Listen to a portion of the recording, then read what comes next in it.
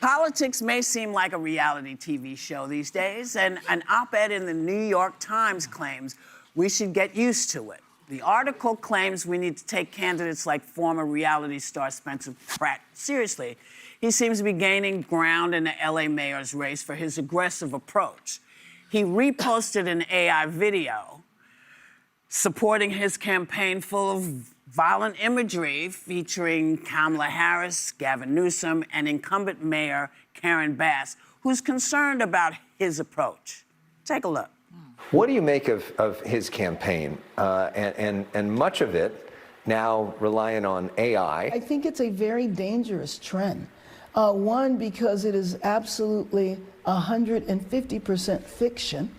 But what's worrying me now is that his social media is now taking on a violent turn. And that worries me, because when you do that and when your messages are so hateful, or when you demonize people, then you do provoke people who are unstable, and you can jeopardize people's safety. Now, you know, I'm glad we're not showing it, because it stunned me. And especially when we're talking about, we have to tone down the violence. And I mean, I was kind of freaked out by what I saw, because this was more.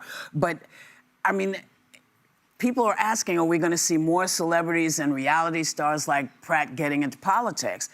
If they know what they're doing, I welcome anybody who knows how to do this. But if you're going to be like the guy who's already in charge, thank you, no. Yeah. Thank you, no. I'm not happy with what's going on, and I think it's a celebrity. Just because somebody's famous or is famous for something doesn't mean they know what's going on and how you are thinking and how you're feeling. So, well, what I liked about Spencer Pratt throwing his hat in there is he was affected by the California wildfires, and he decided, I'm going to do something about it. So anyone who wants to civically get involved, I welcome them, because what I'm more offended by is a Congress that has its least popularity rate and approval ratings ever, and yet we just keep putting the same people back there. So I would much rather shake up the pot in ways that make it fresh energy, fresh new blood in there. But what's the scariest part of the AI video we saw, and you're not seeing right now, was the AI part for me. Because you're seeing Hugh Jackman in there, and our brains aren't designed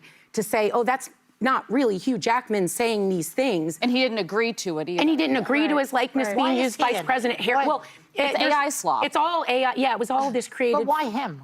Well, I don't know. We'd have to ask. He's Wolverine, and he's Oh, yeah, and it's like a Batman-themed thing. But I thought the biggest part is our brains cannot separate. And when the Mayor Bass talks about the dangers that can imply, I was not offended as much by the imagery because it was very much a pull from comic books as it was that there were people that didn't agree to it, that are all over it. The AI of it does bother me. Listen, I like Spencer Pratt. We had him here. I think he's compassionate. I think he has an interesting story to tell, because I talked to, my sister lives in Los Angeles. People were devastated by the wildfires, and they're frustrated with their leadership. And I applaud anyone getting their hat in the ring. There is a path for Spencer. I'd say it's still uphill just based on the voter registration of Los Angeles. But here's my thing. I mean, he said this. I thought this was interesting. I do not represent a party. I don't have a campaign manager. I don't have campaign consultants. There's no political party backing me.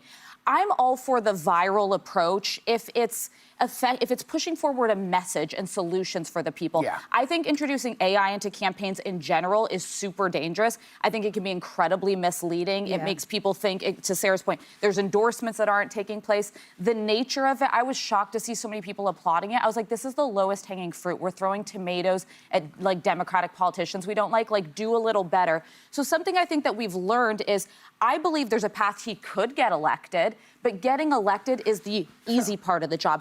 Governing 3 million people in Los Angeles and overseeing and fixing what is a broken system. I think Karen Bass handled the fires disastrously, but actually being qualified to take on that role is what's hard. So Karen Bass will be running against Spencer Pratt. She is. And, okay, I just want to make this point.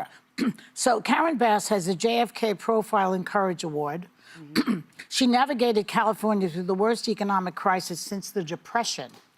Spencer Pratt was Snapchatter of the Year at the 2018 Shorty Awards. That's all. Well, I mean, I think you're talking about qualifications, right? Yeah. And the problem that I have with someone like Spencer Pratt, throwing his hat into this particular ring as LA mayor. We're talking about a $14.9 billion budget for the city. It's the second largest city budget in the country. And he is not qualified for it. And we see what happens when people are not qualified for their jobs. And that's not to say that this hasn't happened before. We've had Ronald Reagan, who was an actor. Some people would say he was a great president. We've had But he was the Governor Arnold president of SAG Schwarzenegger at one point. Yes, he was a union president. He was a union president. He had And he was some a governor before he was experience. president. And he was a governor. And then you had Arnold Schwarzenegger, who was an actor and then a governor. And by many accounts, he did well. But these are people, I think, that sometimes are, anomalies, that may not necessarily be the case. Spencer Pratt is now comparing himself to President Obama. And he said, Snapchatter of the year is not the same thing as the head of the law review at Harvard? He said, I have 2 awards from my community. President Obama actually didn't even have any awards when he was a community organizer. He was able to become a senator and then a president for 8 years. So I feel like him, and I have the same experience. Oh, please. And Spencer Pratt, sir, you don't have the same experience. You don't have a law degree from Harvard Law School. You don't, you were not a senator. And there are baby steps you can take. Like, why not run for city council and learn about the city budget and then maybe become president of the city council and then maybe become the mayor. But Sunny, pushing back on your qualifications thing, I would say, again, back to Congress, look at all the qualified professional politicians with all the legal degrees and Ivy Leagues who just bent the knee and were complicit.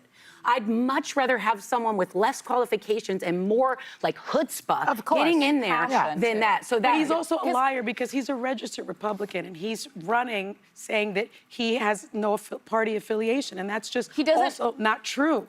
My thing is this, because I tend to agree, like, I will take on an outsider if they're passionate and they're involved in the community, and even not if they don't have. qualified? I don't think a law degree makes you more qualified than somebody who's involved in Community their organizer, community. a senator. Wait, it's more qualified. Okay, no one's arguing that Obama's more qualified. That statement, that's an absurd. yeah, no that's one just a agrees silly with him on discussion. We're gonna He's put that over there. absurd. He's an absurdity. What I'm going to say here is, there are a lot of people who feel completely left behind after the wildfires. It was a disaster. You could place blame a lot of places. You could. One thing that he's pointed out is that under Karen Bass's leadership, $17 million was cut from the fire budget. That is a real-world thing that somebody should solve. But I think she should be questioned. She should be answering why it turned out as poorly as it did. Spencer may not be the answer, but that's he's a not the legitimate answer. He is But not here's the the answer. thing.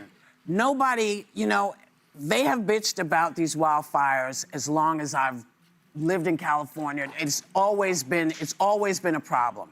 But what I don't like is if you don't have any solutions that have not been already tried, or if you're throwing shade on people saying she diverted water from this place. I mean, you have to have some idea of what needs to be done. A lot of people were affected by those wildfires. A lot of my friends, a lot of people lost everything. Right. So this is not let's do an AI video. This is real stuff. This is people's lives.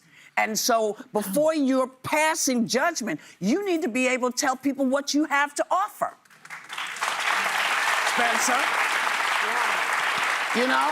And as I don't know what qualifies as the right way to be a politician, but what I do know is they have to be the people who understand what people are going through. And if you don't understand what people are going through in the way they're going through it, when you're talking about communities, whole communities that have been burned out, whole groups, legacies that are gone.